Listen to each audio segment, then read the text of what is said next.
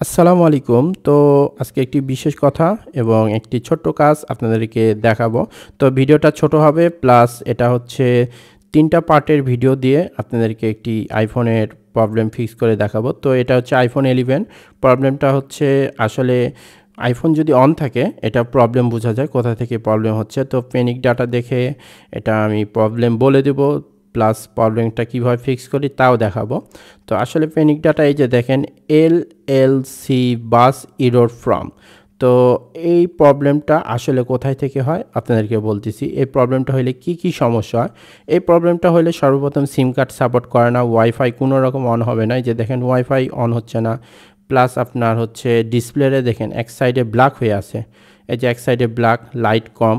তো এই প্রবলেমটা ফিক্স করব আসলে কোথায় থেকে হয় বা কি হয়, কোথায় থেকে প্রবলেমটা হয়েছে, কিভাবে এটা ফিক্স করি তা দেখাবো। তো পার্ট টু পার্ট ভিডিও দিব। তো এই হচ্ছে মাদারবোর্ডটা ওপেন করে নিয়েছি।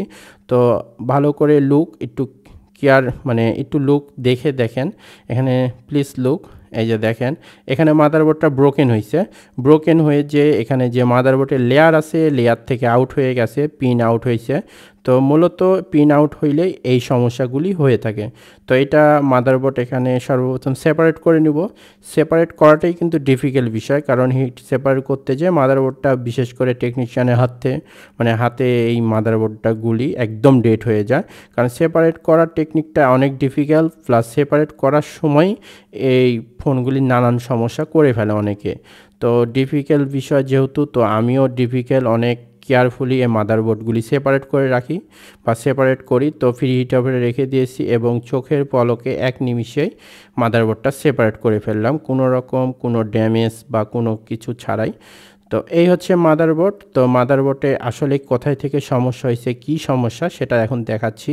যে এই হচ্ছে মাদারবোর্ডের পিন আউট হয়েছে, এখানে একটু লুক, এই যে দেখেন একটু ভালো করে খেয়াল করুন, এই যে পিনগুলি মিসিং হয়েছে, অনেকগুলি পিন মিসিং হয়েছে আমি দেখতে পাচ্ছি।